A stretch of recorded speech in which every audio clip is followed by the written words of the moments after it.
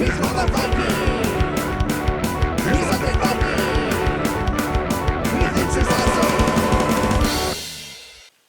everyone, it's me, Untitled Viking. We're here to talk to you about this game. It's called Elementos. Elementos is a two-player game in which people are going to be moving their discs that represent one of three elements: wood, fire, or water, and they're going to be trying to move them across basically a board or a battlefield, so to speak, and they're trying to get a little stick. You'll understand when you see the game here when I show you, but they're trying to get a little stick over to the other person's side and reach the end of their board while they're trying to do the exact same thing. It is kind of an abstract game, but it has some cool little elements that go on, and it is a very easy game to teach. I taught my daughter how to play it in about 5 minutes, but it has surprising depth and a lot of different strategy and tactics that you can use. So let me show you how to play Elementos. It shouldn't take very long. As a matter of fact, it's going to take me about as long to show you how to play the game as it is to kind of play a game. So I'll do that, and then we'll come back here and we'll talk more about Elementos. All right, cool. This is Elementos. I've gone ahead and set the game up. When you begin the game, you're either going to take either these white discs or these black discs. You're going to set those up on your side, however you like. You don't have to set them up in any specific pattern or anything like that. It can be random. It can be whatever. The game does suggest that you make sure you have 3 of each type of element. You can see there's water, wood, and fire. But you don't have to abide by that. You can do whatever you want. You can kind of explore different strategies when you do set up the game. The basic rule here is kind of a rock, paper, scissors rule. Wood is destroyed by fire, fire is destroyed by water, and water is destroyed by wood. So keep that in mind. Other than that, it is a very simple game. On each person's turn, you're going to take one of 4 actions. You're going to move a token. When you move a token, it can move in any direction except backwards. So if a token was here, it can go here, here, here, here, or here. Just keep that in mind. Obviously, it can't go through somebody else. You can only move one space. You're not jumping tokens or anything like that in checkers. You're just moving one space. You can flip one of your icons, so you can take your token and flip it over and reveal the other side. That's important if it's in a position where it's going to be, taken out by another person's token. So, like if you were here as wood and they had fire right there, you could flip it like so, and now the person couldn't take that. So that's what flipping the token does. You can move your stick in one of 2 options. You either move the stick to any of your tokens in a neighboring square, other than backwards. So like if your stick is here, you can move here, here, here, here, or here. Now the reason why you're moving the stick is you win the game if you manage to get the stick over to the other side, like so. It could be either done by moving the disc into that position. So here, I'll just move this real quick. You could either do that by moving the stick like so, or you could do that by just moving the stick like jumping to the next one that is close to it. Either way will win you the game. When you do that, it's important to note that the token that has the stick is protected. It can't be taken. So if this one was right there, water was here, water couldn't move onto that to take that out because it is protected with the stick inside of it. So then it is important to note, though, that if the token that has the stick, it has one option. It can move straight forward. It no longer can move side to side. It no longer can move diagonal. It moves straight forward. So you can see, if you're moving the stick, actually, you have much more varied movement, obviously. So that's the kind of impetus to get more of your tokens over to the other side, because then it's easier to move the stick other than just moving straight forward. It's pretty easy to block if you just have this and you're going straight forward, like so. You're moving it straight forward like that. All it takes is somebody just putting a fire out like that, and well, now you can't move anymore. You can't move onto that spot because you can't take it, and all of a sudden your token can't move any further. But obviously the fire can't take it. But that's one of the strategies. You're blocking it. You're preventing the token from moving any further in that direction. There is one thing, and you can notice this, and I kind of noticed this right away. You do run into a situation where if you have 2 tokens like this one on a person's turn, like I don't want to get taken, I'm going to flip it to water. Oh, yeah? Oh, I'm sorry, this won't work. But Let me find the right one here. So you flip it like this was water. Oh yeah, I'm going to go to fire. Oh yeah, I'm going to go to fire. Oh yeah, I'm going to go to water. When that happens more than twice a turn, then it actually, you stop, you can't do that action anymore. The rules actually state that you can't just sit there and go back and forth like that. And why would you anyway? Why would you play the game like that?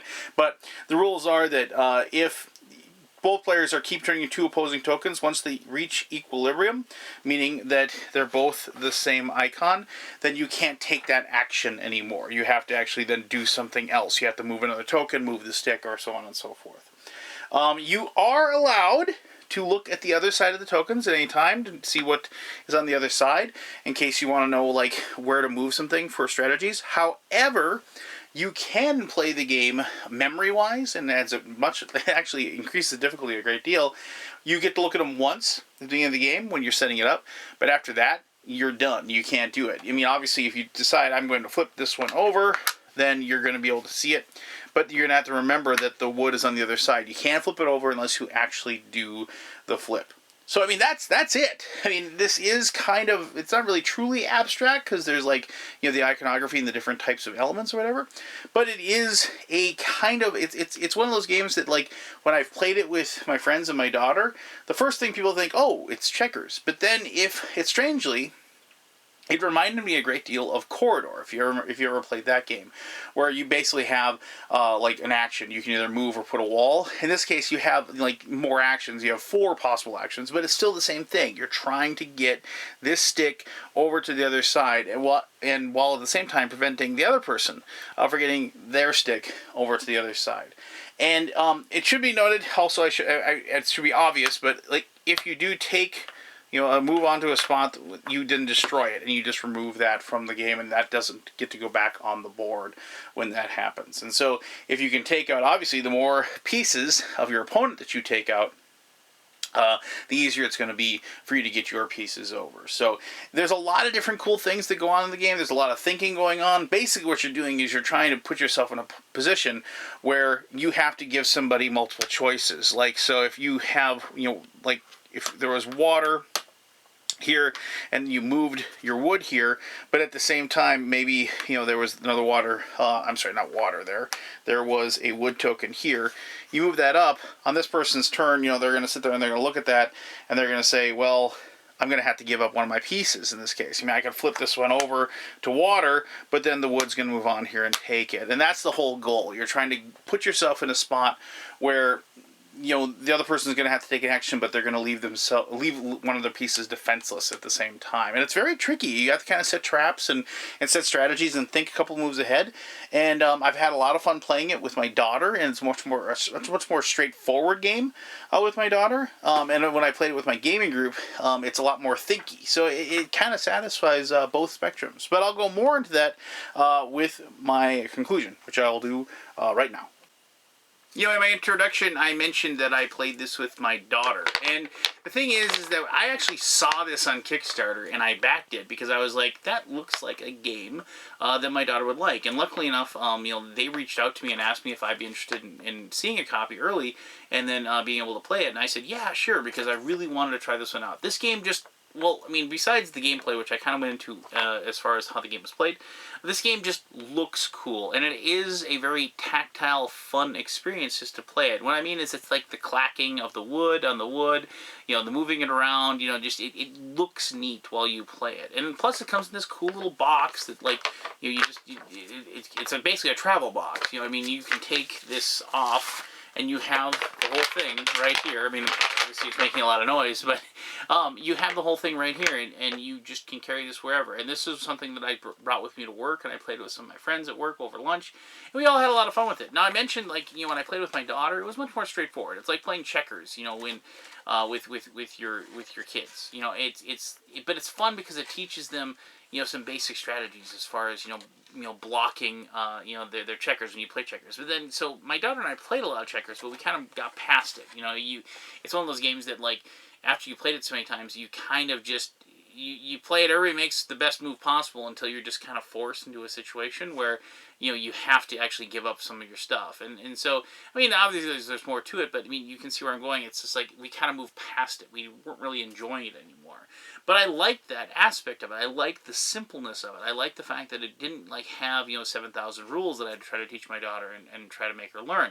Now we're getting into that realm of games with her, and she really likes those. But this was definitely something that like I knew. I explained all the rules to her.